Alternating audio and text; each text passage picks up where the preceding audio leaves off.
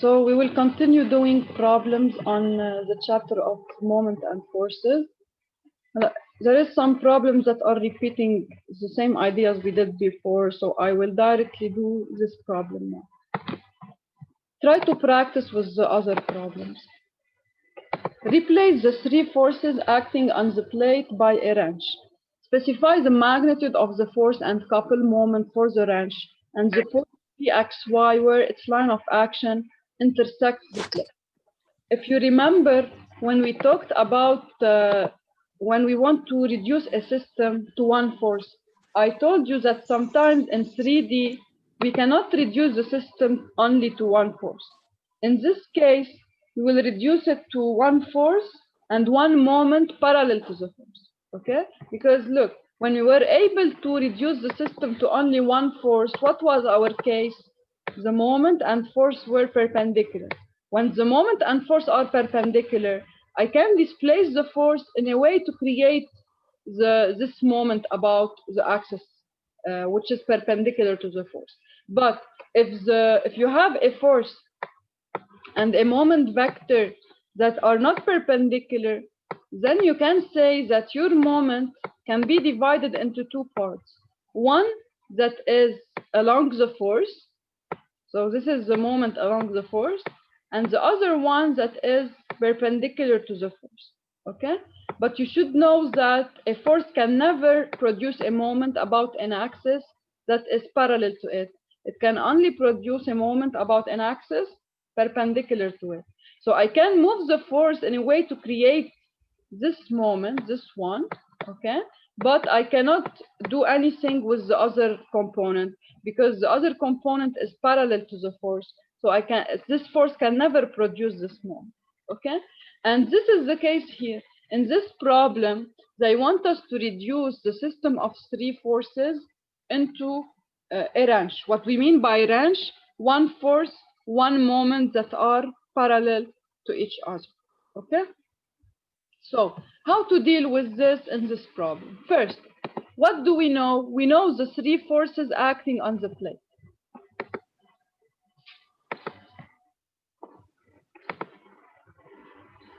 Okay, so we know we have three forces acting on the plate. We can say that F resultant is equal to Fa plus Fb plus Fc, okay? And I have the expression of these forces. I have for Fa it's 500I plus for Fb it's 800K and for Fc it is 300J. So I know the resultant force, okay? Now, what is my purpose? My purpose is to reduce to a wrench, okay? I will repeat what is the definition of a wrench, okay? The definition of wrench is one, so I will reduce to one force and one moment that are parallel, okay? That are parallel. From this definition, because they are parallel, what can I say? They have what? The same what? What is common between them? So direction vector. yes, so they have same direction and then same unit vector, okay? And same, if you want, or same unit vector or opposite, okay? Same unit vector or opposite ones, but same direction or opposite unit vector, okay? Now, from this information, what can we write? We can write that the moment resultant vector, okay, is equal to the resulting moment algebraic value, which can be positive or negative, okay, times what? Times unit vector of f of, okay? If you solve and you get mr negative, this means that the moment and the force are opposite. And if you solve and you get mr positive, this means that fr and mr are same sense, same direction. So same unit vector. Okay, so now I will write that it is in the form of mr For the unit vector of FR, I can easily find it because I know the components of FR.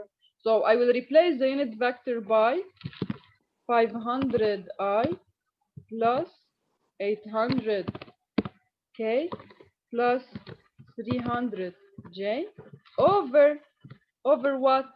Over the radical of 500 square plus 800 square plus 300 square.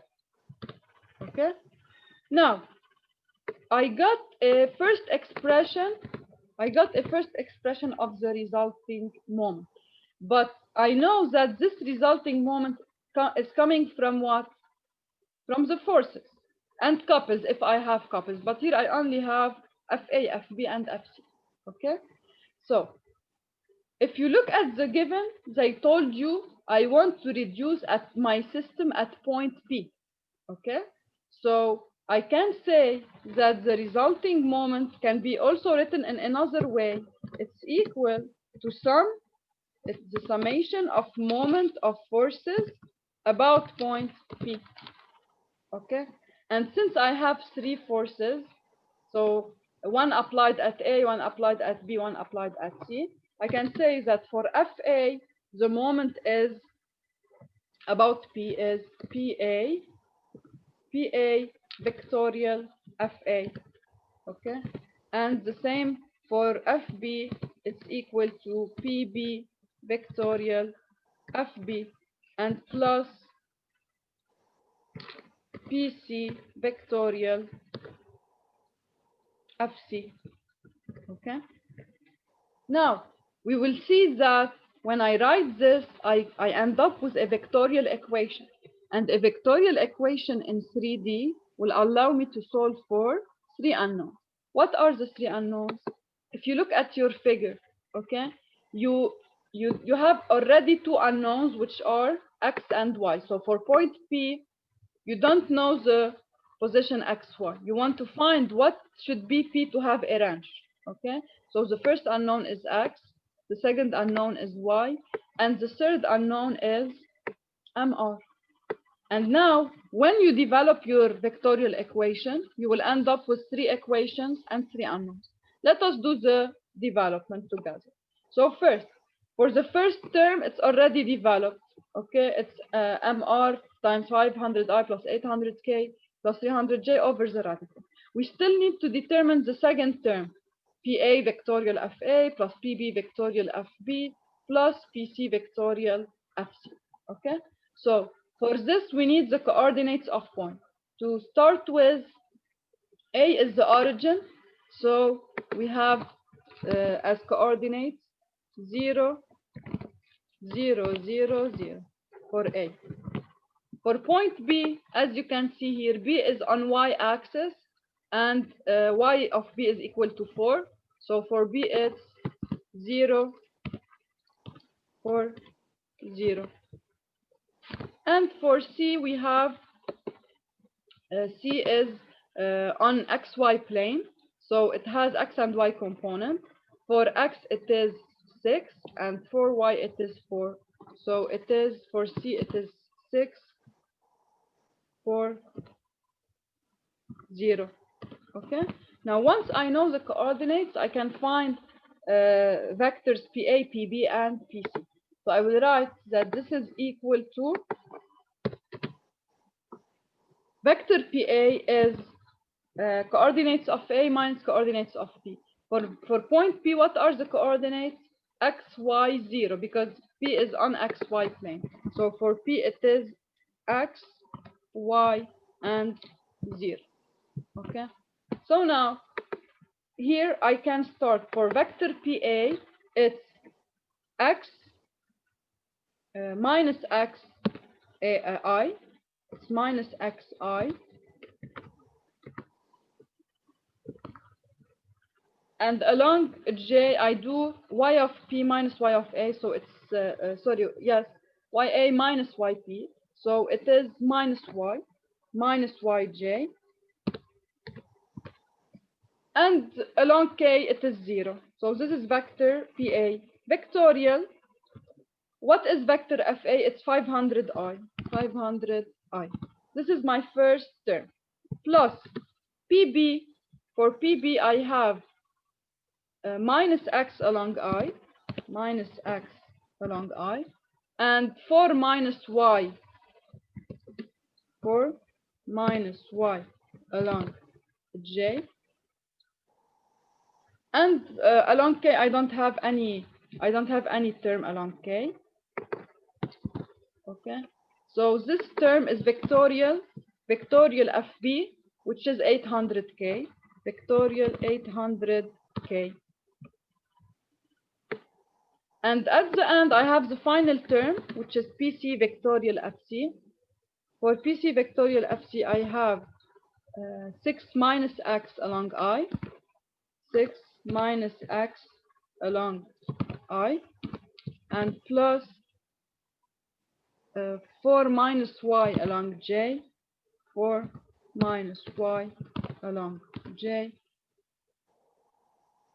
And along K, I don't have anything. Okay, so vectorial FC is 300J.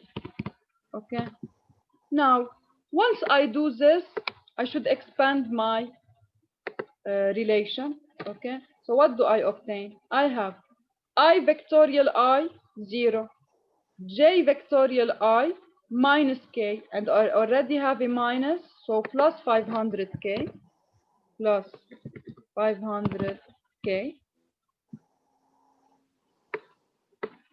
plus, now for the second term here, you have, so let me write it here down, it's better. Okay, so 500K plus, I have here I vectorial K, it's minus J, and I have a minus, so plus 800x plus 800x along J. Okay, and I have J vectorial K, it's plus I. Okay, so plus 800 times 4 minus y, 4 minus y along I. And for the last term, I vectorial J is plus K, so plus 6 minus x, 6 minus x times 300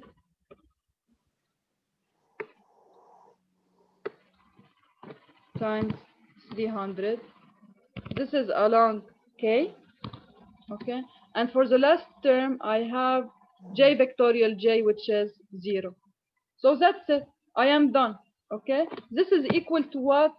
This is equal to MR times 500I plus 800K plus 300J over the radical. Okay, so over the radical. I will call the radical RD. Okay, over the radical RD. So now all you have to do to finish is to do comparison. When you compare along I, J, K, you will end up with 3 equations. Okay, so first let us compare along I. So I will write here, compare along I. What do we get along I? We have, from the first side, we have 800x plus 800 times 4 minus y.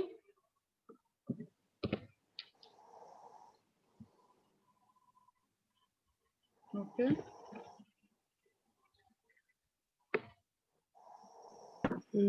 دكتور ال 800x هي على J.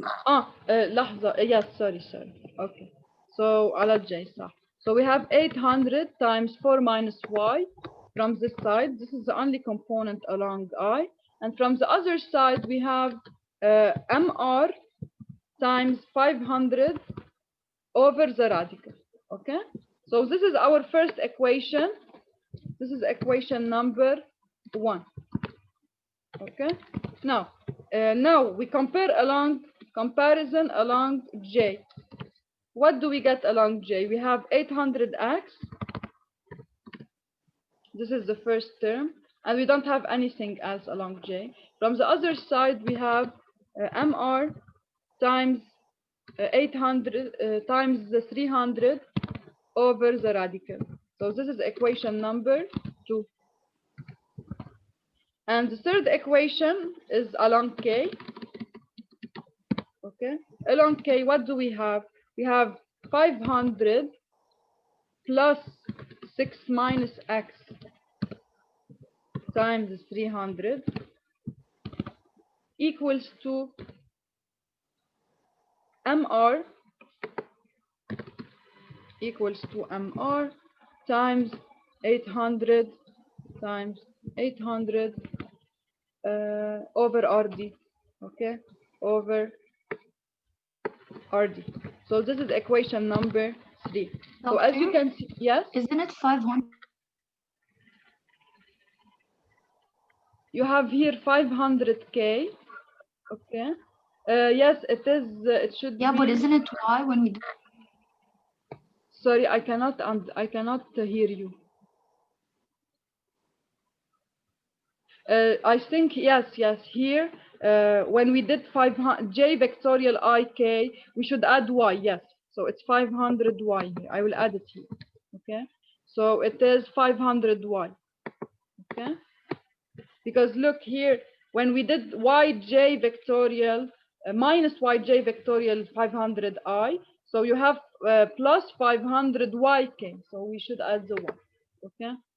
So 500y plus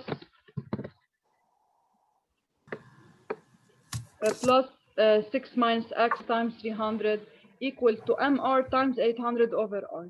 So now you end up with 3 equations, 3 unknowns. You can find mr, x, and y. And in this way, you solve your problem.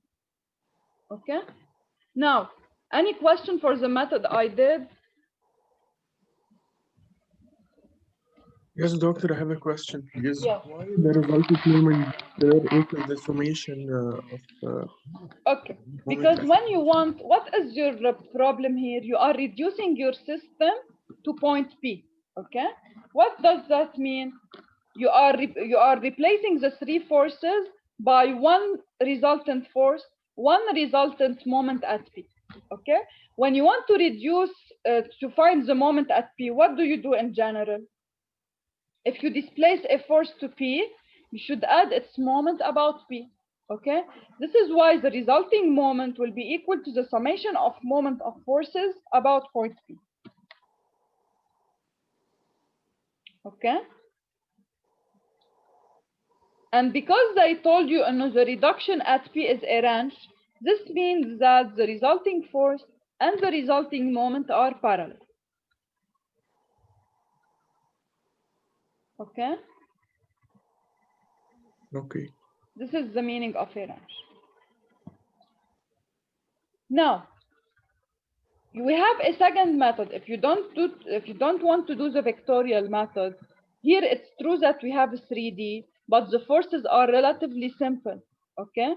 So, for example, instead of doing the vectorial formulation, you can tell me it's easy to find moments about x, y, and z. So one technique will be to directly write the 3 equations of moments. So for example, I will do example for x.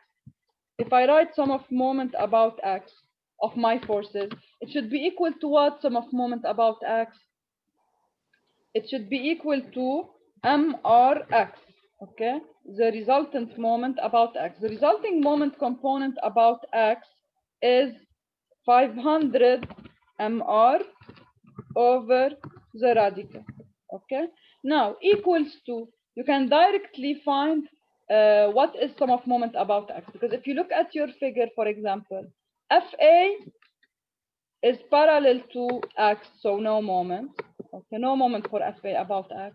FC is passing by x, no moment for FC. You only have the moment of FB.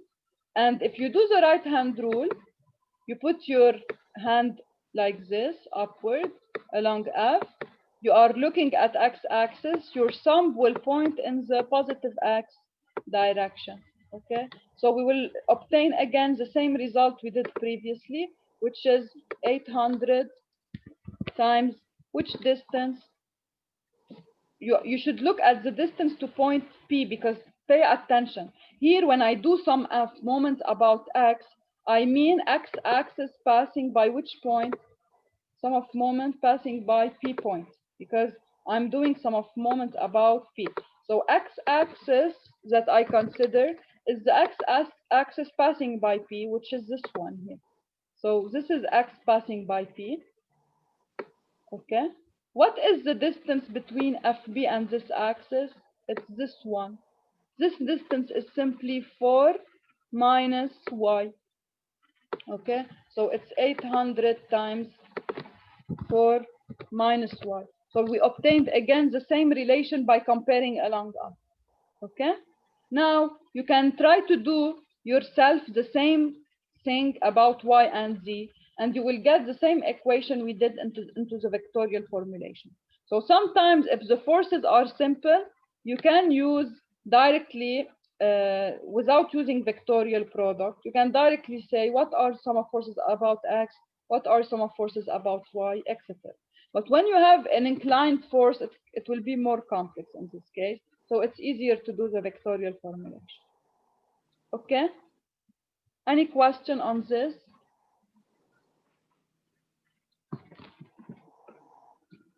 Okay, so let us continue.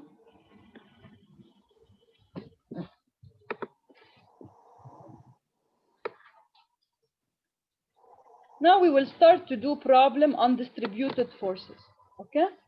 For example, here, we want to replace the distributed load with an equivalent resultant force, and we want to specify its location on the beam measured from point A. Okay? So, if you remember, when we have a distributed load, what was the technique to reduce it? We can say The that, area. yes, if we have a known geometry, then the resultant force is equal to the area, and it should pass by the centroid of this area. So now if you look at your figure here, how you can divide your distributed load? First, you can take this triangle. So this is part 1. Okay? This is part 1. The second part is a trapezoid. But to have easier calculation, because in general you don't know يعني ما راح تحفظوا for a trapezoid what is the position of centroid. You can divide it into a triangle and a rectangle like this, and at the end you have this triangle. So in total you will divide your distributed load into 4 parts. Part 1, part 2, part 3 here, and part 4.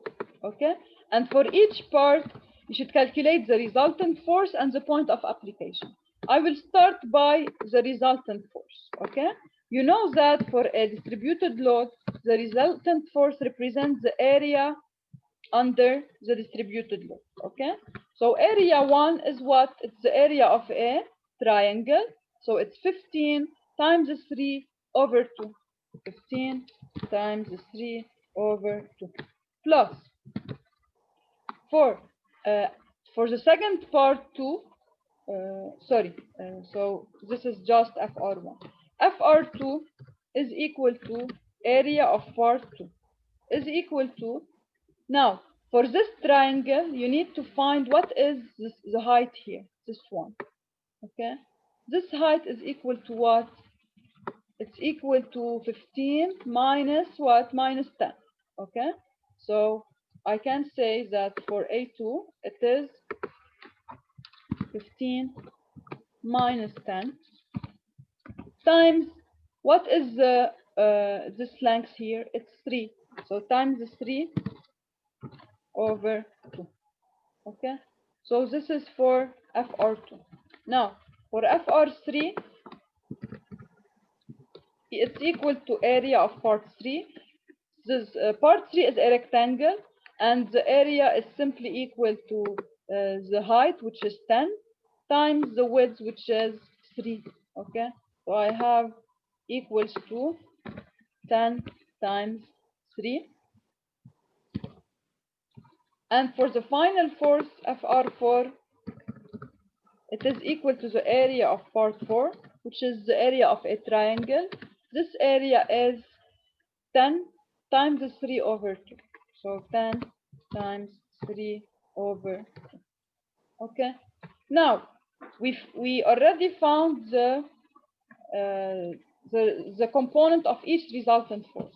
So if I want to find the equivalent force, I can say that FR resultant is equal to the summation of resultant forces. So it's FR1 plus FR2 plus FR3 plus FR4.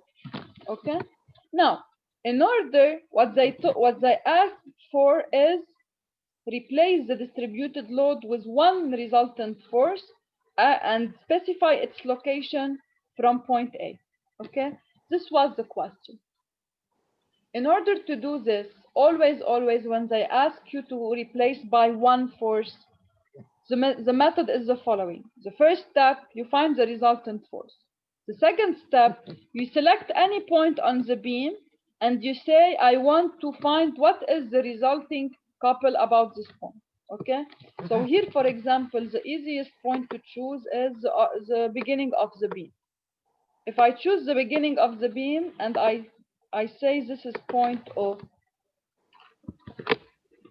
Okay, I reduce first my system to one force, one couple at O. After this, I say what is the distance I should displace my force in order to get only one force without a couple. Okay, so the second step is to find the resulting moment about O. Now, if you want here because they asked you measured from point A, you can select point A as the point you want to reduce to, but it will not vary at the end. And at the end, when you find the distance from O, for example, like this, if you find the distance from O, you can deduce the distance from A, okay? Because it's simply, you know that between O and A, you have 3 meters. So if you find the distance from O, you can deduce the distance from A. Why O is easier? Because look, if you take O, all distributed load are all producing moment in which direction?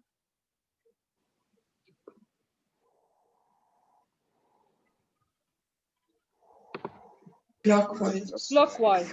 However, if you select point A, you should pay attention for the distributed load, which is at the right of A, for 2, 3, 4, you have a clockwise moment, but for distributed load 1, how is your moment? Counterclockwise. Okay, so you can take A, but you should pay attention to account for 2, 3, 4 as positive and for 1 as negative if you are taking the clockwise as positive. Okay, this is why, to not have this problem, I advise you to choose point O, which is the beginning of the beam.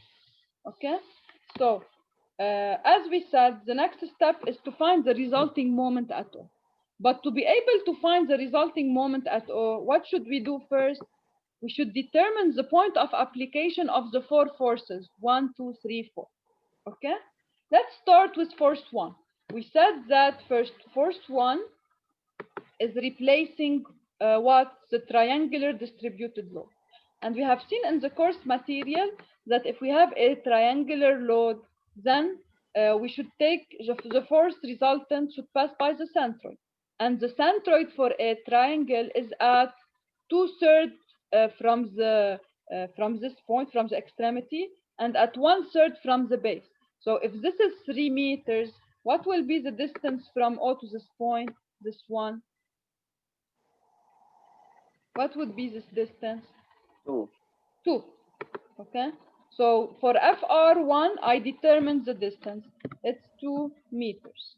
Okay, now I will move to the second force. FR2 is due to what? It's due to the triangle. Okay, for the triangle here, Also the same method. I should take the force at 1/3 from the base. So what will be the distance from point O now? Yalla, who will 3, start? 4, I cannot hear you. 4, 4. 4, very good. Why 4? Because it's 3 plus 1. Okay? So if I want to see it here, if we put it on the figure, you want to take this distance to the centroid. The centroid is at 1/3 from the base. Okay? So 1/3 from the base is equal to 1. So this is 1, and I already have 3. So it will be 4 meters. So this distance is 3 plus 1. 3 plus 1 equals to 4. Okay, this is for FR. This distance 4 is for FR2. So FR2 here. Okay, now I still have FR3 and FR4. FR3 is passing by the centroid of the rectangle. Okay, for the rectangle, what is the location of the centroid from O? 4.5. It's this one. It's 3 plus 3 over 2, so it's 4.5. So 3 plus 1.5 equals to 4.5. And for my final force, F4, this is my force, okay? The distance is this one. It's 3 plus 3 plus 1, because here it's at 1/3 from the base, and the base is equal to 3. So the whole distance now is 3 plus 3 plus 1 equals to 7. Okay, so now I can find easily the resulting moment about O. And I will choose the positive direction in the clockwise, because all forces are producing a moment in the clockwise direction. So I put it here. This is my resulting moment. So I have M resultant is FR1 times, for the first force, it's located at 2 meters, plus FR2 times 4, plus FR3 times 4.5, plus FR4 times 7. Okay, and now I found my resulting moment. I still have one final step. One final step is to reduce to only one force. Okay, so what I did until now, I simply reduced my system to one force, one couple at O. Okay, so this is the resultant force here, and I calculated the resultant force, and I calculated the resulting couple. So I can write that this is F resultant, and this is the resulting moment, M resulting at O. And now I will say, I want to displace the force in a way to create the same moment about O. So I should ask myself, what should be the distance D I should displace my force in order to produce the same moment about O? Okay. So in this case, I will not need to have a moment at this location. So this was the purpose of the problem, to reduce to only one force. So now I will ask myself, what should be D to have equivalent systems? Okay, so here, this is my distance D, and D from O, okay? After, I can deduce D from A. So for D from O, the distance from O is equal to what? I should satisfy which condition? I have to have same resultant moment about O, to We have do equivalent, to have, resultant times D equals M resultant. yes, very good. To have equivalent systems. Okay, so the relation is simply FR times D equals to the resulting moment about O. So I deduce, so D is equal, so D from O, of course, distance from O is equal to MRO over FR, okay? And now, since they asked for the distance from A, you will say that the distance from A here, this distance is simply what? D from A is DO minus 3, okay? So we can say that the distance from A is equal to distance from O minus 3. And in this way, we are done for the problem. Any question on this problem? Okay.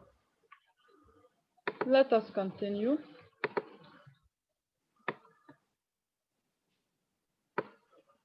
Okay. Can you please try to practice with this one? It's the same methodology, okay? Replace the distributing load with an equivalent force from A. So as we did for the previous problem, first step, we find the resulting force, we find the resulting moment about A, then we displace the force in order to reduce the system to only one force. So try to do this as an example to practice on distributed load.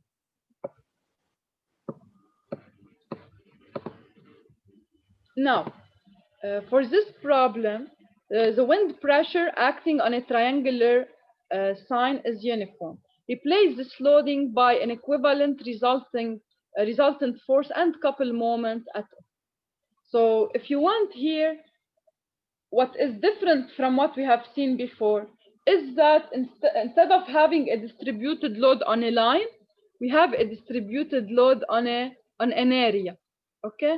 But the method is the same.